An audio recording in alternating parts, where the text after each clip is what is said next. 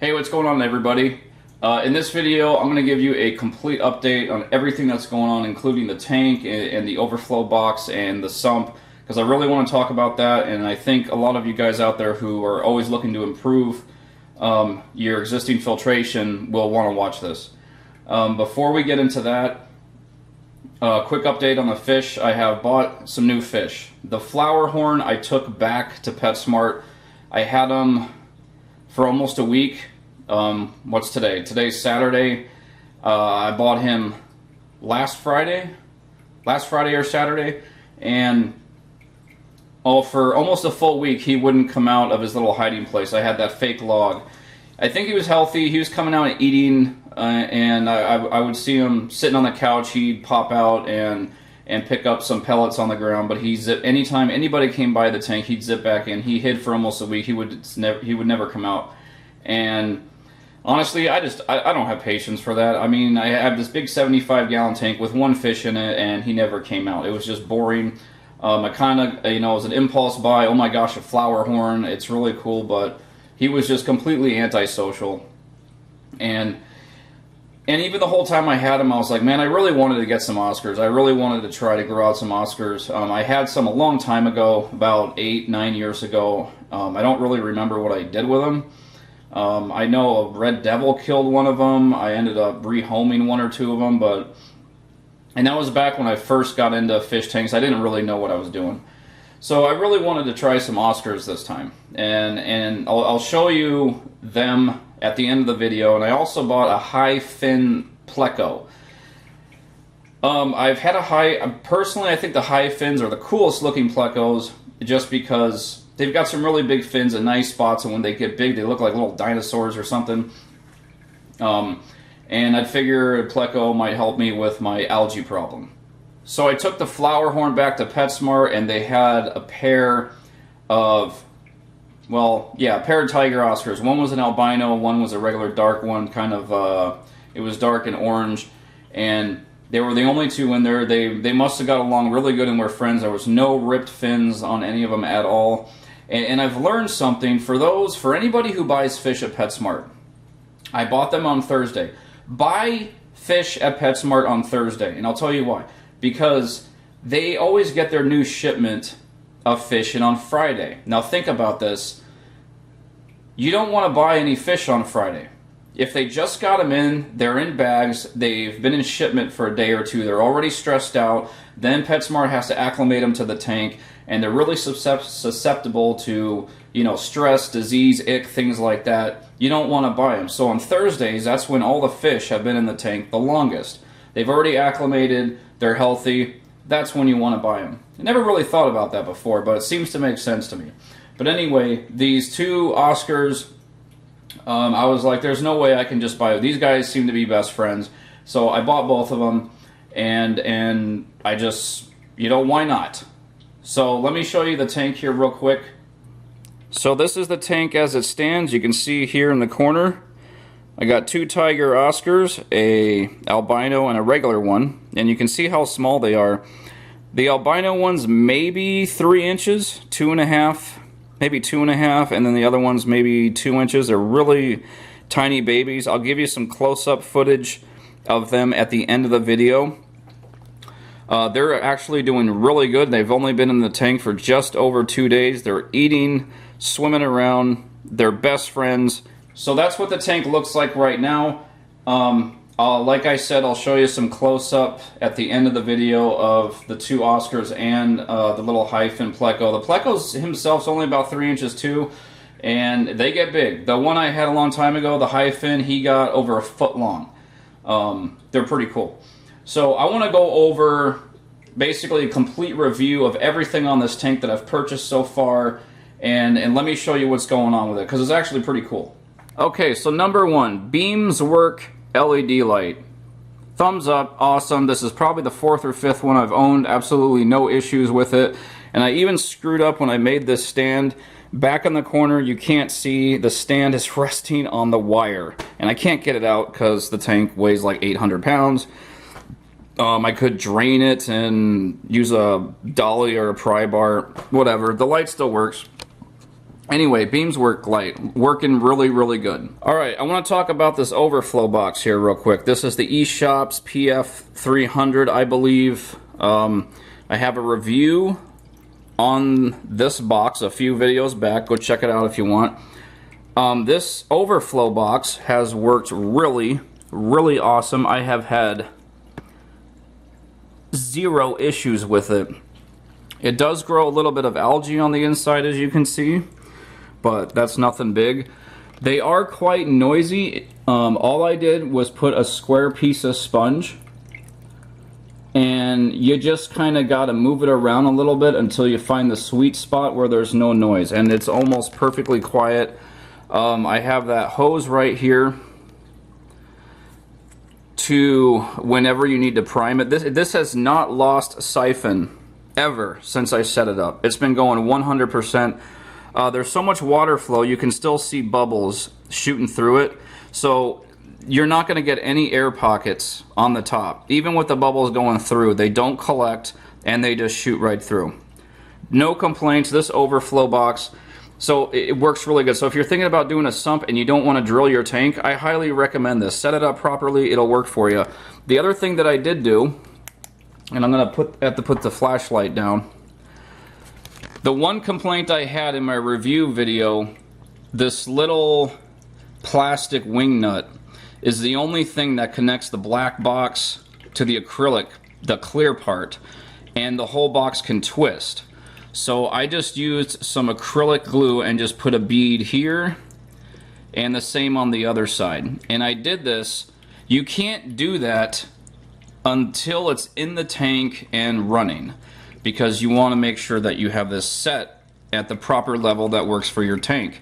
And no water gets up here, so it's not going to drip in and poison your fish. So I just put a bead there, and you can't move it. It's nice and set. So when these Oscars get big, if they run into this, they're not going to move the Overflow box. But the Overflow box is working awesome. I really like it. No complaints. Never lost siphon. Highly recommend it. You do have to kind of jimmy rig your own system here. This is pool hose I got from Home Depot, just clamped it on, and that goes down to my sump. And let's go check out the sump. Alright guys, here's the sump. I do keep black towels covering my sump to reduce any type of algae growth in here. I do have a UV sterilizer that I picked up. It's just connected to a pump inside. It's just circulating water inside the sump to help kill any type of algae growth. Honestly, I don't know how well it's working, but it can't hurt anything. So anyway, I want to talk about the design of this sump, because unknowingly I made a very, very, very good design, not to toot my own horn. Alright, so stay with me here. Water comes from the tank down here.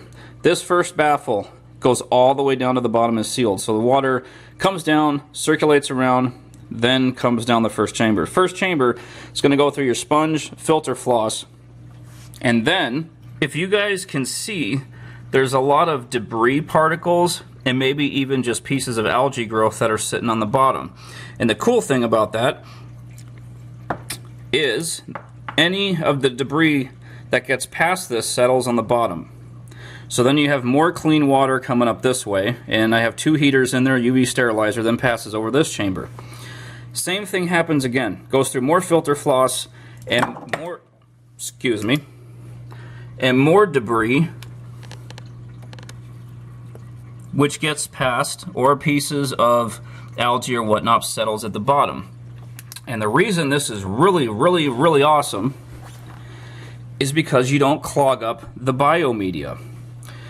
So the two chambers that have the mechanical filtration, the gravity is being used to trap the particles, and whatever goes through, it all settles at the bottom. So the second to the last chamber that has the biomedia, the water's going up.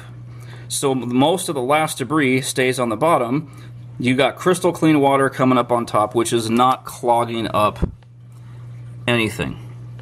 There's absolutely almost zero algae growth in this chamber.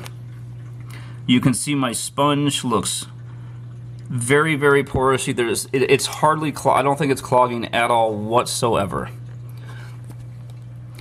And then the water goes over the top to the return pump, goes back to the tank. And so I just wanted to make that clear about how this is set up. This sump is actually using gravity to its benefit, which you can't really do in a lot of other filters other than maybe a canister filter.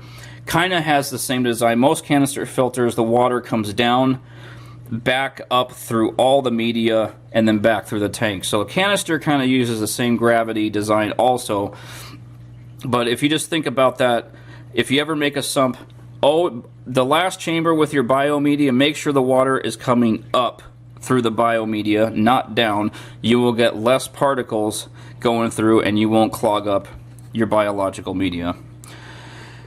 So hopefully that all made sense. I hope that I explained that the best I could. As you can see, the sump is nice and clean. Still working really, really good. I keep these black towels covering it. Obviously, I'll turn the light off and I'll put the towels over it and keep it blacked out so I don't get any algae growth or whatnot in there. And just to show you how good this is actually working, I'm going to show you a picture. I just tested my water a couple of days ago, and let me show you the results of that.